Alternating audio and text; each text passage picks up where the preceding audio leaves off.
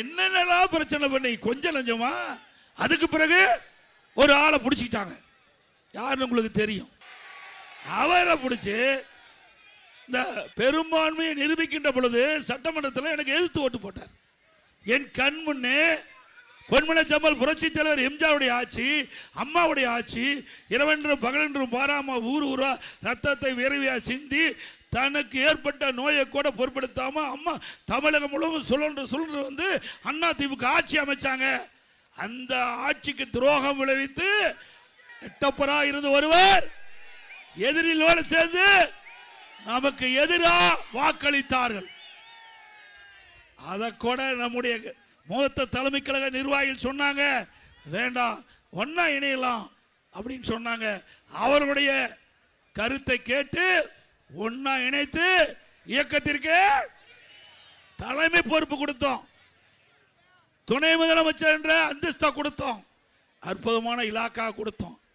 அதற்கு பிறகு எதிரிகளோடு சேர்ந்து கூட்டு சதி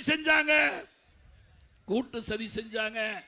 நாடா 2021 சட்டமன்ற பொது தேர்தல வேண்டுமென்றே திட்டமிட்டு நம்முடைய ஆட்சி அமைப்பதற்கு நல்ல சூழ்நிலை இருந்தது.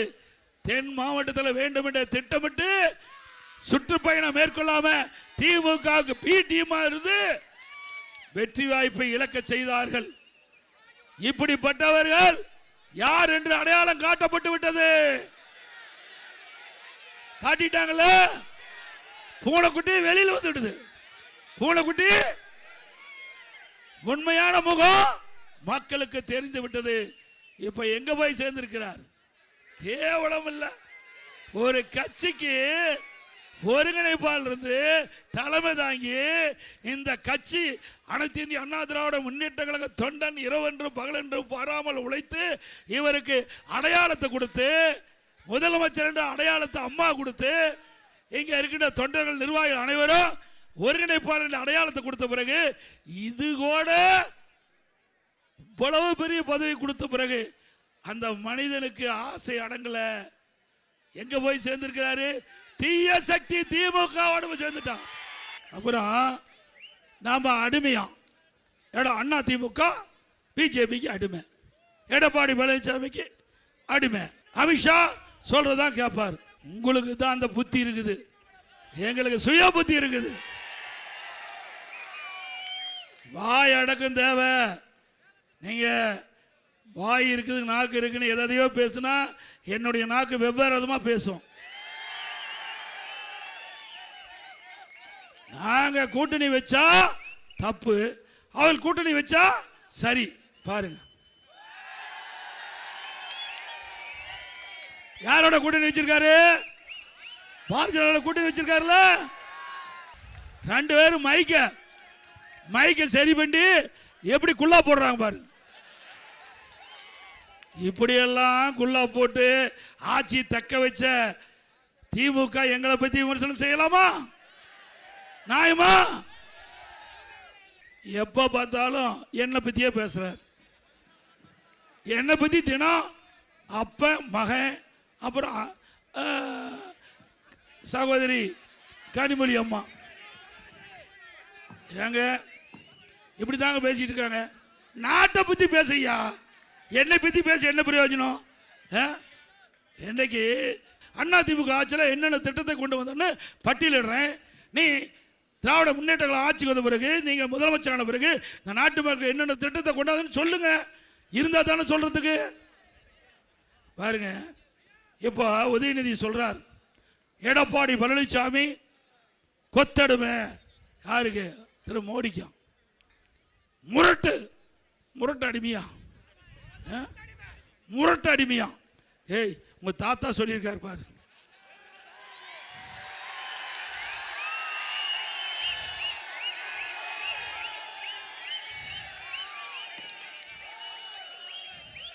எங்க நகரப்பகுதியில் இருக்கிற ஆட்டோ ஓட்டுநர்கள் ஆட்டோ சங்கத்தில் பதிவு செஞ்சு புதிய ஆட்டோ வாங்கினா 75,000 ரூபாய் மானியம் கொடுக்கப்படும்.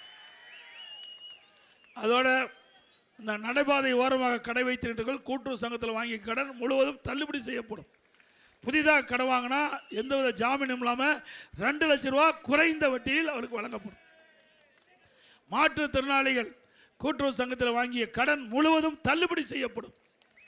அதே போல அம்மா இல்ல திட்டம் இன்றைக்கு நகர பகுதியில் இருக்கின்ற மக்கள், ஏழை மக்கள், ஜாதி பாகுபாடு பாராம, மத பாகுபாடு பாராம, ஏழைகள் வீடு இல்லாமல் இருக்கின்ற அனைவருக்கும் அற்புதமான காங்கிரீட் வீடு கட்டி கொடுக்கப்படும். அதோட பட்டியலின மக்கள், ஆதிராவிட மக்கள், அரிதிரு மக்கள், அவர்கள் குடும்பத்தில் திருமணமாகி தனி குடித்தனம் போகின்ற பொழுது அந்த குடும்பத்தாருக்கும் அற்புதமான காங்கிரீட் வீடு கட்டி கொடுக்கப்படும். அதோட ரேஷன் கடையில் வழங்கப்படுகின்ற அரிசி சற்று தரக்குறைவாக இருப்பதாக என்னுடைய கவனத்திற்கு வந்திருக்குது. அதிமுக ஆட்சி பண்ணவுடனே எப்படி மளிகை கடையில் அரிசி இருக்குதோ அதே தரமுள்ள அரிசி ரேஷன் கடையில் வழங்கப்படும். அது எவ்வளவு செலவானாலும் பரவாயில்ல, அற்புதமான அரிசி ரேஷன் கடையில் வழங்கப்படும். இப்பொழுது விலையில்லா அரிசி தான் ரேஷன் கடையில் வழங்குகிறோம். அதிமுக ஆட்சி வந்தவுடன் விலையில்லா பருப்பு வழங்கப்படும், விலையில்லா எண்ணெய் வழங்கப்படும். அதே போல் பட்டப்படிப்பு படித்து வேலைவாய்ப்பு அலுவலகத்தில் பதிவு செஞ்சு பணி கிடைக்காமல் இருக்கின்ற அந்த இளைஞர்களுக்கு மாதந்தோறும் 2000 ரூபாய் உதவித்தொகை வழங்கப்படும். +2 வரை இருப்பவர்களுக்கு 1000 ரூபாய் வழங்கப்படும். அதே போல் முதியோர்களுக்கு வழங்கப்படும் ஓய்வூதியம் உயர்த்தி வழங்கப்படும், 2000 ரூபாயை உயர்த்தி வழங்கப்படும். இப்படி அதே போல் விவசாயிகள் வாங்கிய பயிர்க்கடன் தள்ளுபடி செய்யப்படும். இன்றைக்கு அதிமுக ஆட்சியிலே தொடங்கப்பட்ட அம்மா மினி கிளினிக் அற்புதமாக செயல்பட்டு வந்தது. ஏழைகளுக்கு அந்த பகுதியிலேயே சிகிச்சை அளிக்கப்பட்டு வந்தது. அது பொறுத்து கொள்ள முடியாத அரசியல் காழ்ப்புணர்ச்சியோடு அம்மா மினி கிளினிக்கை மூடியிருக்காங்க. மீண்டும் அதிமுக ஆட்சி வந்தவுடனே அம்மா மினி கிளினிக் திறக்கப்படும். அம்மா உணவகம் இன்றைக்கு இந்த ஆட்சியில் திட்டமிட்டு மக்களிடத்தில் மிகப்பெரிய வரவேற்பு இருந்த காரணத்தினால அரசியல் காழ்ப்புணர்ச்சியின் காரணமாக அந்த அம்மா உணவகத்துக்கு வழங்கப்படுகின்ற அந்த பொருள் தரமில்லாத கொடுக்குறாங்க. அதே போல் அதில் பணியாற்றிய பணியாளர்களை குறைச்சிருக்கிறாங்க. மீண்டும் அதிமுக ஆட்சி வந்தவுடனே அம்மா உணவகம் அற்புதமாக செயல்படும், ருசியான உணவு கொடுக்கப்படும். அதிமுக ஆட்சியில் அம்மா உணவகம் முதலமைச்சருடைய நேரடி கட்டுப்பாட்டிலே இருக்கும், நேரடி பார்வையிலே இருக்கும். அதே போல கட்டிட தொழிலாளர்கள் அந்த பணியில் ஈடுபட்டுக்கின்ற பொழுது தவறி விழுந்து இறந்தால் அந்த குடும்பத்திற்கு 25 லட்சம் ரூபாய் நிவாரணம் வழங்கப்படும். இன்றைய தினம் அனைத்து இந்திய அண்ணா திராவிட முன்னேற்ற கழகம் தேசிய ஜனநாயக கூட்டணி பிரம்மாண்டமான கூட்டணியை அமைத்திருக்கிறது. மக்களிடத்திலே மிகப்பெரிய வரவேற்புள்ள கூட்டணி நம்முடைய கூட்டணி. நம்முடைய கூட்டணியின் சார்பாக கழகத்தினுடைய வேட்பாளராக காஞ்சிபுரம் சட்டமன்ற தொகுதியிலே முன்னாள் அமைச்சர் திரு வி சோமசுந்தரம் அவர்கள் நிறுத்தப்பட்டார்.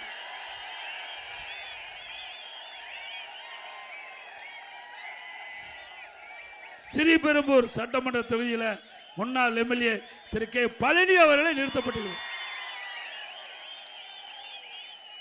அந்த 2 பேர்களுக்கும் 2 கழக வேட்பாளருக்கும் இரட்டை சின்னத்திலே வாக்களியுங்கள். நம்முடைய சின்னம் புரட்சி தலைவர் எம்ஜிஆர் சின்னம், அம்மாவின் சின்னம், விவசாயியின் சின்னம், நெசவாளியின் சின்னம், ஏழையின் சின்னம், வெற்றி சின்னம். இரட்டலைக்கு வாக்களியுங்கள். அதே போல நம்முடைய தேசிய ஜனநாயக கூட்டணியில் அங்கம் வைக்கிறது இருக்கின்ற பாட்டாளி மக்கள் கட்சி, மரியாதைக்குரிய முன்னாள் மத்திய அமைச்சர் நாடாளுமன்ற உறுப்பினர் அன்புமணி ராமதாஸ் அவருடைய ஆசி பெற்ற வேட்பாளர் உத்தரமேர் சட்டமன்ற தொகுதியில் அவருடைய கட்சியின் சார்பாக அவரை நிறுத்தப்பட்டுகின்றார். அவர் மகேஷ்குமார் அவருக்கு மாம்பழ சின்னத்திலே வாக்களிங்க. அவருக்கு மாம்பழ சின்னத்திலே வாக்களிங்கள். கழக வேட்பாளருக்கு இரட்டை சின்னம், கூட்டணி வேட்பாளருக்கு மாம்பழ சின்னம். நம்முடைய 3 வேட்பாளர் வெற்றி பெற்று காஞ்சிபுரம் மாவட்டம் அதிமுக கோட்டை அப்படி நிரூபிக்க வேண்டும் என்று உங்களை இருகரம் கூப்பி வேண்டி கேட்டு, மக்களை காப்போம், தமிழகத்தை மீட்போம். மக்களை தமிழகத்தை மக்களை தமிழகத்தை மக்களை தமிழகத்தை ஸ்டாலின் மாடல் அரசு, ஃபெயிலியர் மாடல் அரசு, பை பை ஸ்டாலின். நன்றி, வணக்கம். விலை மதிக்க முடியாத உயிரை காப்பாற்ற வேண்டும் அடிப்படையில் நாங்கள் செயல்பட்டோம். அதனால இன்றைக்கு மக்கள் நிம்மதியாக வாழ்றாங்க. வல்லரசு நாட்டில் கூட பல்லாயிரக்கணக்கான பேர் கொரோனா வைரஸ் பாதிச்சு இறந்தாங்க. தமிழ்நாட்டில் தேவையான உதவிகளை செஞ்சு கட்டமைப்பை ஏற்படுத்தணும். அப்பொழுது பாரத பிரதமர் அவர்கள் இந்தியாவில் இருக்கின்ற அனைத்து முதலமைச்சரோடு காணொலி காட்சி மூலமாக தொடர்பு கொண்டு கேட்டறிஞ்சாங்க. ஒவ்வொரு மாநிலத்திலும் கொரோனா வைரஸ் பரவலை எப்படி தடுக்கிறீங்க, என்னென்ன நடவடிக்கை எடுக்கிறீங்க அப்படின்னு கேட்டார். அப்பொழுது தமிழ்நாட்டின் சார்பாக நான் தெளிவாக கருத்தை சொன்னேன். அதை கேட்டுட்டு பிரைம் மினிஸ்டர் அவர்கள் சொன்னாங்க, மற்ற முதலமைச்சருக்கு தெளிவுபடுத்தினாங்க. தமிழ்நாட்டில் கொரோனா வைரஸ் பரவலை தடுப்பதில் முதல் மாநிலம், அதை பின்பற்றுங்கள், தமிழ்நாட்டை பின்பற்றுங்கள். அந்த அளவுக்கு சிறப்பான திறமையான ஆட்சியை தமிழ்நாட்டுக்கு கொடுத்தோம் அதிமுக அரசாங்கம்.